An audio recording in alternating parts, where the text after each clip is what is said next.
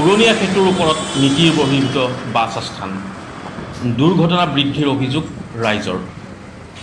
এয়া ৩১ নম্বৰ ৰাষ্ট্ৰীয় ঘাইপথ। ঘাইপথটো পাৰ হৈ গৈছে ৰঙিয়া চহৰৰ মাজেৰে। ঘাইপথ প্ৰাধিকৰণে ৩১ নম্বৰ ৰাষ্ট্ৰীয় ঘাইপথটো ৪ লেনযুক্ত পথলৈ উন্নীত কৰিলে, কিন্তু ক'তো আন্তঃগাঁথনি সমৃদ্ধ এটাও বাছ আস্থানৰ ব্যৱস্থা নকৰিলে। ৰাষ্ট্ৰীয় ঘাইপথটো পাৰ হৈ যোৱা অন্যান্য অঞ্চলৰ দৰে ৰঙিয়াতো বিপদজনকভাৱে হাইৱে চকৰ উৰণীয়া সেতুৰ ওপৰতে বাছসমূহ অবৈধভাৱে ৰাখি উক্ত স্থানতে গঢ়ি তুলিছে এক অনুমতিবিহীন বাছ আস্থান। অতি বিপদজনক উক্ত স্থানত গঢ়ি উঠা বাছ আস্থানটোৰ ফলতেই সংঘটিত হৈ আহিছে নানা দুৰ্ঘটনা। ৰঙিয়াৰ পৰা গুৱাহাটী, নলবাৰী, বৰপেটা আদি অঞ্চললৈ যোৱা যাত্ৰীসকলে ঘাইপথ ইপাৰ সিপাৰ হোৱাত প্ৰায়ে দুৰ্ঘটনাত পতিত হ'বলগীয়া হৈছে। অতি পৰিতাপৰ কথা যে ৰঙিয়াৰ ছ'চাইটি চকৰ ৰাংগালা ধাবাৰ ওচৰত ঘাইপথ প্ৰাধিকৰণে স্থায়ী বাছ আস্থান নিৰ্মাণৰ কাম আৰম্ভ কৰিছিল যদিও আন্তঃগাঁথনিবিহীন উক্ত স্থানত নৰখে এখনো বাছ।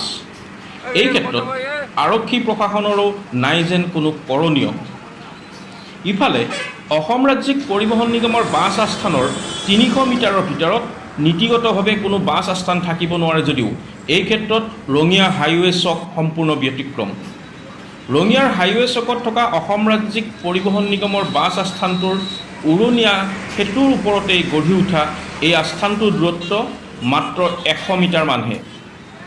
ইমান দিনে নীতি বহিৰ্ভূতভাৱে চলি থকা বাছ আস্থানটোৰ ক্ষেত্ৰত প্ৰশাসনে আজিকো প্ৰতি কিয় কোনো ব্যৱস্থা লোৱা নাই, সেয়া এতিয়া সকলোৰে বাবে এক লাখটকীয়া প্ৰশ্ন। বাছ আস্থানটোৰ ক্ষেত্ৰত আৰক্ষী প্ৰশাসন ইমানেই উদাসীন যে এই অঘোষিত বাছ আস্থানটোৰ গাড়ীসমূহ নিয়ন্ত্ৰণৰ বাবে আজিলৈকে নিয়োজিত নকৰিলে এজনো আৰক্ষীৰ লোকক। ইফালে ৰাষ্ট্ৰীয় ঘাইপথৰ দুয়োকাষে থকা ছাৰ্ভিচ ৰুটসমূহ আধৰুৱা হৈ থকাৰ ফলত সাধাৰণ জনতাই যথেষ্ট অসুবিধাৰ সন্মুখীন হ'বলগীয়া হৈছে। ইয়াৰ ফলত দুৰ্ঘটনা দিনক দিনে বৃদ্ধি হ'ব ধৰিছে। এই বিষয়ে জানিবলৈ আমি লগ কৰিছিলোঁ ৰঙিয়াৰ বিধায়ক তথা অসম চৰকাৰৰ মন্ত্ৰী ভৱেশ কলিতা আৰু ৰঙিয়া মহকুমাৰ মহকুমাধিপতি।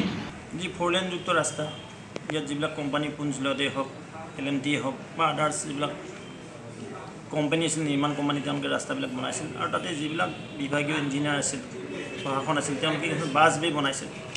কিন্তু আমি দেখিবলৈ পাওঁ য'ত বাছ ষ্টেণ্ডটো অৰ্থাৎ বাছ বেটো বনালে তাত বাছবিলাক নাৰাখে। আমাৰ ৰঙিয়াতে এখন ব্ৰিজৰ ওপৰত, অভাৰ ব্ৰিজৰ ওপৰত গাড়ী ৰাখি আছে। আমি এই বিষয়ে এডমিনিষ্ট্ৰেশ্যনক কৈছোঁ আৰু অতি সোনকালে ৰঙিয়াৰ যিটো বাছ ষ্টেণ্ড, যিটো মানে অভাৰ ব্ৰিজৰ ওপৰত গাড়ী ৰখাৰ ব্যৱস্থা আছে, সেইটো আঁতৰাই আনি ৰংগিলা ধাবা বুলি কয়, য'ত বাছ বেটো বনাইছিল তাত ৰখাৰ আমি ব্যৱস্থা। কাৰণ আমাৰ ৰাজ্যিক পৰিবহণ নিগম যিটো ৰাজহুৱা খণ্ডৰ প্ৰতিষ্ঠান, আমাৰ ৰঙিয়াতো এটা আস্থান আছে। আৰু যেতিয়া 4 লেন হাইৱে হ'ল, অকণমান এফেকশ্যন হ'ল, তেতিয়া অকণমান খেলি মেলি হৈছে, এইবিলাক লাহে লাহে ছেটল হ'ব। আৰু 4 লেন হাইৱে নিৰ্মাণ হোৱাৰ পিছত ছাৰ্ভিচ ৰুটসমূহ আধৰুৱা হৈ থাকিলে এই সম্পৰ্কত কিবা ক'ব নেকি? গোটেই ৰাস্তা কমপ্লিট হোৱা নাই নহয়, এতিয়াও কমপ্লিট হোৱা নাই স্কিমটো, কাম অনগয়িং ষ্টেজ। বহু ঠাইত বনাই আছে, বহু ঠাইত বনাব আছে। আৰু এই ক্ষেত্ৰত আমাৰ যি চৰকাৰ আছে, সন্মানীয় PWD মন্ত্ৰী মহোদয় মাজে মাজে ইয়াত ৰিভিউ কৰিছে, কোনটো পাৰ্ট, কোনটো অংশ হোৱা নাই। যিদৰে আমাৰ টিহুৰ আগত এই ৰেলৰ অভাৰব্ৰিজখনৰ ওচৰত আপোনালোকে দেখিবলৈ 3 কিলোমিটাৰ আছে, এতিয়াও ছিংগল পথ হৈ আছে। এইটো মানে 4 লেনৰ অন্তৰ্ভুক্ত কাম চলি আছে। ব্ৰিজখন সোনকালে হ'লে আটাইখিনি ছাৰ্ভিচ ৰুট ক্লিয়াৰ হ'ব। ষ্টপেজটো বুলিয়ে নহয়, আমাৰ মানে চাংচাৰীৰ পৰা আমাৰ হেৰিলৈকে, এই ৰঙিয়া বৰ্ডাৰলৈকে, নলবাৰী বৰ্ডাৰলৈকে এই পথছোৱাত যথেষ্ট মানে ঠায়ে ঠায়ে বিসংগতি আছে। গতিকে আমি বহু সময়ত নেশ্যনেল হাইৱে অথৰিটিৰ লগত আমি বিভিন্ন মিটিংবিলাকত তেওঁলোকক আমি ক'ত কেনেকৈ মানে কিছু সাল সলনি কৰিলে অলপ দুৰ্ঘটনা ৰোধ কৰিব পৰা যায়, তেনেকুৱা ধৰণৰ আমি বহু ধৰণৰ আলোচনা বিবেচনা হৈছে আৰু তেখেতসকলক অৱগত কৰা হৈছে। এই বাছ ষ্টেণ্ডটোৰ ক্ষেত্ৰতো অৱগত কৰা হৈছে, যিহেতু নেশ্যনেল হাইৱেত বাছ ষ্টেণ্ড এটা থাকিলে দুৰ্ঘটনা হোৱাৰ সম্ভাৱনা খুবেই বেছি থাকে। তেনেকৈ অলপতে বাইহাটা চাৰিআলিতো দুৰ্ঘটনা হৈছিলে। আমি লগে লগে সেইটো মেটাৰটো নেশ্যনেল হাইৱে অথৰিটিৰ লগত কথা পাতি আমি তাতে যিবিলাক ট্ৰেফিক চাইনেজ থাকিব লাগে তেনেকুৱা ধৰণৰ আমি যোৱা সপ্তাহত কৰোৱাইছোঁ। আৰু বাছ ষ্টেণ্ডটো সম্পৰ্কেও বিভিন্ন সময়ত কোৱা হৈছে। আমি এইটো আকৌ হাইৱে অথৰিটিৰ লগত টেক আপ কৰি কিমান সোনকালে পৰা যায়।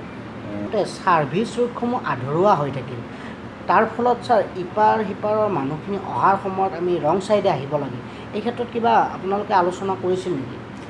এই কথাটো আমি যোৱা কিছুদিন আগত, আজিৰ পৰা এসপ্তাহমান আগতে এখন ৰোড ছেফটি মিটিং হৈছিলে উপায়ুক্তৰ কাৰ্যালয়ত। তাতো এই কথাটো ওলাইছে যে মানে যিখিনি আগতে আনপপুলেটেড এৰিয়া আছিলে সেইবিলাকত তেওঁলোকে ছাৰ্ভিচ ৰোডটো বাদ দি গৈছিলে, কিন্তু জনসংখ্যা বাঢ়ি অহাৰ লগে লগে আৰু আমাৰ যিহেতু এতিয়া টিহুলৈকে এটা ইণ্ডাষ্ট্ৰিয়েল কৰিডৰ গভৰ্ণমেণ্টে ডিক্লেয়াৰ কৰিছে, গতিকে বিভিন্ন ধৰণৰ ইণ্ডাষ্ট্ৰিবিলাকেই হওক বা আমাৰ জনবসতিয়ে হওক অসমতো বৃদ্ধি পাইছে। গতিকে আমি নেশ্যনেল হাইৱে অথৰিটিক ছাৰ্ভিচ ৰোডসমূহ সম্পূৰ্ণ কৰিবৰ কাৰণে কৈছোঁ। মাটিৰ ক্ষেত্ৰত অসুবিধা একো নাই, অলৰেডি মাটিবিলাক একুইজিশ্যন কৰাই আছে, গতিকে মাটিৰ ক্ষেত্ৰত মানে একো প্ৰব্লেম নাই। খালি নেশ্যনেল হাইৱে অথৰিটিয়ে ছাৰ্ভিচ ৰোডৰ কাম তেওঁলোকে কাম কৰিলেই হ'ল। প্ৰিন্স তৌফিকুৰ ৰাজাৰ প্ৰতিবেদন, নিউজ এছএন ৰঙিয়া।